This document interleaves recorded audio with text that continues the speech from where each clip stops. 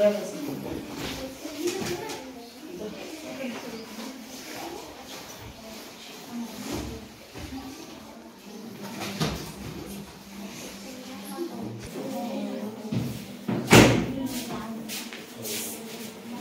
आपल्याला एक नवीन घटक शिकायचा आहे. खुर्ची गिडची नाही ना, हे गणित झाले पुसून.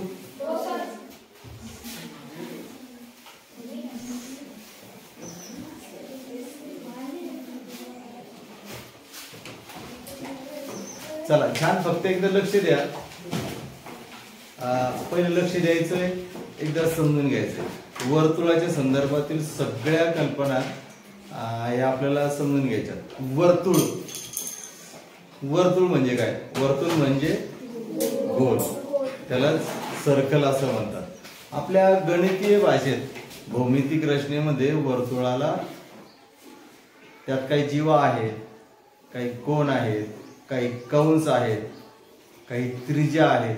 या सगळ्या गोष्टी एकदा आपल्याला कळाल्या किंवा वर्तुळाच्या संदर्भातील अनेक जे काही गणित येतात ना, ते गणित आपलं सोडवणं सहज शक्य होऊन जातं.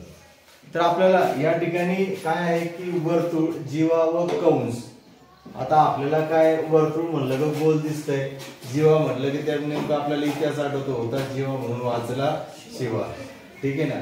जीवा आले होते म्हणून छत्रपती शिवाजी महाराजांचा जीव वाचलेला आहे इतिहास.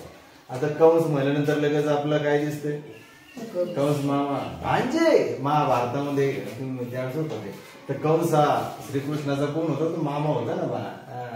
चालेल, तर ते आपलं आठवतंय. परंतु ह्या वर्तुळामध्ये आपल्याला जे आहे सर्वात महत्वाचं काय आहे, याला गोल जे असतं त्याला वर्तुळ असं म्हणायचंय.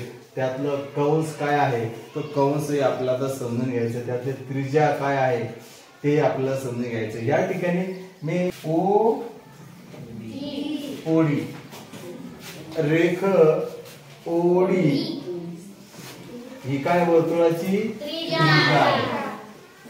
ओडी ही जी काही अशी ही जी रेषा असते, ही ह्या रेषेला त्रिज्या असं म्हणायचं. काय म्हणायचंय? त्रिज्या. आणि आपण लक्ष काय द्यायचंय की वर्तुळामध्ये तुम्ही वर्तुळाचं निरीक्षण करताय. मग एका वर्तुळामध्ये तुम्ही किती त्रिज्या देऊ शकता सांगा बरं.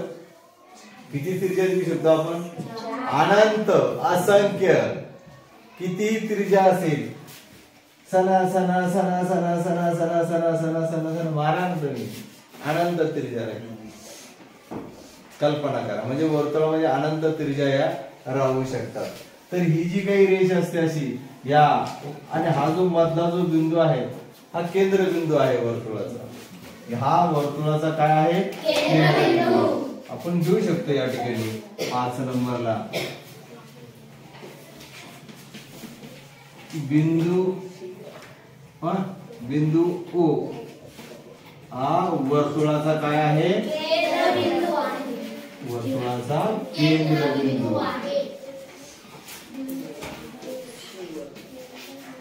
आपण हे घेऊ शकतो केंद्रबिंदू. केंद्र म्हणजे मुख्य ठिकाण, वर्तुळाचं हे मुख्य ठिकाण. यावर तुला सर्व माप आपण वर्तुळाचं मोजत असतो. ठीक आहे. त्यानंतर रेख एबी. रेख एबी हा काय आहे? व्यास. आपण प्राचीन मागे जर गेलो तर व्यास म्हटलं की मग व्यासाने काय लिहिलंय? रामायण लिहिलंय की महाभारत लिहिलेलं आहे. तर या ठिकाणी तर एबी हा एबी जो आहे ही म्हणजे वर्तुळाच्या मधोमध जी असलेली जी रेष असते, या रेषेला काय म्हणायचंय? व्यास. वर्तुळ एकदा समजून घ्यायचं पूर्ण.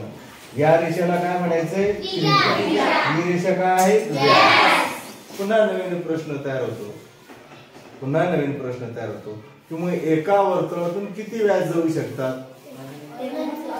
अनंत जाऊ शकतात ना. कारण म्हणजे ह्या बिंदूतून कितीही तुम्ही व्यास टाकू शकता, अशी अनंत व्यास टाकू शकता. बरोबर आहे का? म्हणजे हे एमपीएससी यूपीएससी ला किंवा रिकाम्या जागामध्ये येऊ शकतात. एका वर्तुळात किती व्यास टाकू शकतात, एका वर्तुळात किती त्रिज्या टाकू शकतात, असं 1 2 अनंत असे उत्तर राहतात. त्यामुळे हे लक्षात ठेवणं गरजेचं आहे. तर मग हा जी काही मधोमधची रेष आहे या बिंदूच्या मधोतून असले काढलेली रेष तिला म्हणायचंय व्यास. लक्ष येईल? समजून घ्यायचं एकदम. त्यानंतर रेख पी क्यू, पी क्यू, ठीक आहे, हे आहे ते आपलं होता जीवा म्हणून वाचला शिवा. मग रेख पी क्यू ला काय म्हणायचंय? जीवा. ही जी काही रेष आहे या रेषेला म्हणायचंय जीवा. काय म्हणायचंय? जीवा. जीवा असं म्हणतात. तसं वर्तुळामध्ये तुम्ही असंख्य जीवा इथेही काढू शकता. तुम्ही अशी टाकू शकता, इथेही टाकू शकता, अशी टाकू शकता, अशी टाकू शकता, अशी अशी तुम्हाला अनंत जीवा तुम्ही काढू शकता.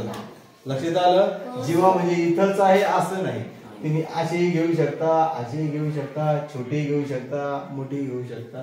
फक्त ती कशापेक्षा लहान असेल? ती या व्यासापेक्षा. म्हणजे व्यासाला लागून मग ज्या काय काढलेल्या रेषा असतील त्या सर्व जीवात जीवा. त्या उभ्या आडव्या तिरक्या कशा असतील, परंतु त्या फक्त व्यासापासून खाली. ठीक आहे? अनंत काढू शकता तुम्ही जीवा. त्यानंतर या ठिकाणी आपण निरीक्षण करायचंय. या ठिकाणी कोण हे असं जे काही चिन्ह असतं म्हणजे असं आपण जे कोण करतो त्याला काय म्हणायचं? कोण. आपल्या गणितीय भाषेमध्ये भौमितिक रचनेनुसार याला कोण असं म्हणजे बी ओ डी. आता या ठिकाणी बघायचं काय? बी ओ आणि डी म्हणजे हा कोण झाला. बरं का बेटा? किरण राणी इकडं नाही बरं का? इकडं किरणचं नाव बरोबर लक्षात आलं नाही. राणीच्या राणी. हा म्हणजे हे ज्याला बी ओ डी हा कोण करायचा असतो. हा लक्षात येईल ना? हा म्हणजे त्यातला हालाकी त्यातला मुख्य कोण कोणता आहे? मग ओ हा मुख्य कोण आहे. जी मधला बिंदू असतो तो कोण असतो लक्षात ठेवायचं. जो मधला बिंदू असतो तो कोण असतो. मधला बिंदू या ठिकाणी मधला बिंदू जो असेल तो कोण असेल.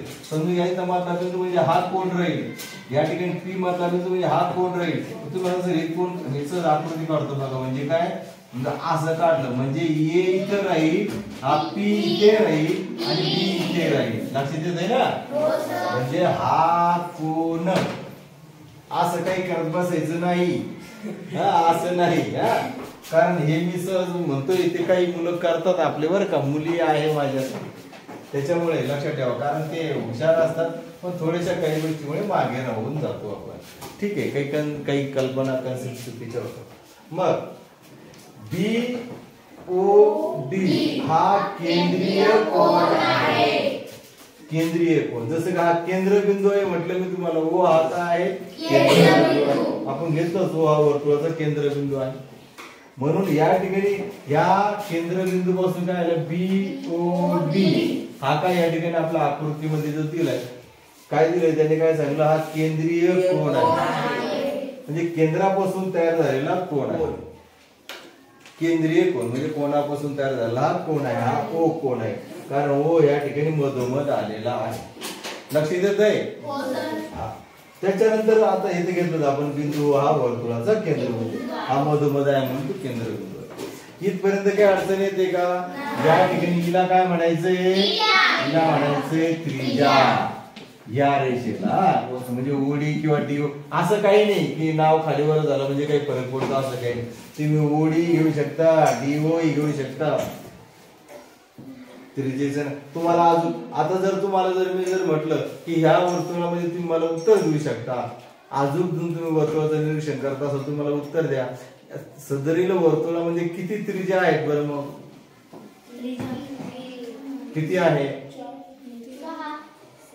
किती त्रिज्या आहेत? आता बघा त्रिज्या बघा ही 3 आहे. बघा ही एवढी म्हणजे ओडी एक आहे, ओबी एक आहे, एओ एक आहे किंवा ओए एक आहे. हा 3 त्रिज्या आहेत. ही जीवा आहे. ही काय आहे? जीवा. ही जीवा असल्या कारणानं मग या वर्तुळामध्ये ही जीवा आहे. बरोबर आहे? ही वर्तुळाची जीवा आहे. आणि हा काय आहे? सर्वात मोठा इरेशी काय आहे? व्यास. आता या व्यासाचे जर आपण 2 तुकडे केले ह्या व्यासाचे किती 2 तुकडे केले, त्या 2 तुकड्याचं काय तयार होईल? त्रिज्या होईल. किती त्रिज्या होईल? 2 त्रिज्या होईल. आता तुम्ही विचारणार मग मला एक सांगा, समजून मी AB समजा मी जर म्हणलं AB बरोबर 12 आहे, मी काय म्हटलं AB बरोबर 12 आहे, तर मग मी जर तुम्हाला 12 आहे मी जर तुम्हाला म्हणलं तर मग बाजू किंवा रेख मी तुम्हाला बाजू जर म्हणलं OB सांगा, तुम्ही OB किती सांगा? तुम्ही तर जास्तच हुशार झाले, तुम्हाला सांगायचीच गरज नाही, कारण बरोबर आहे. कारण हिची जर पूर्ण 12 असेल तर मग ही राहील 6 आणि मग ही किती राहील बरोबर? ही पण 6. व्हेरी छान. मग हे तुम्हाला जर कळालंय. आता आपण हे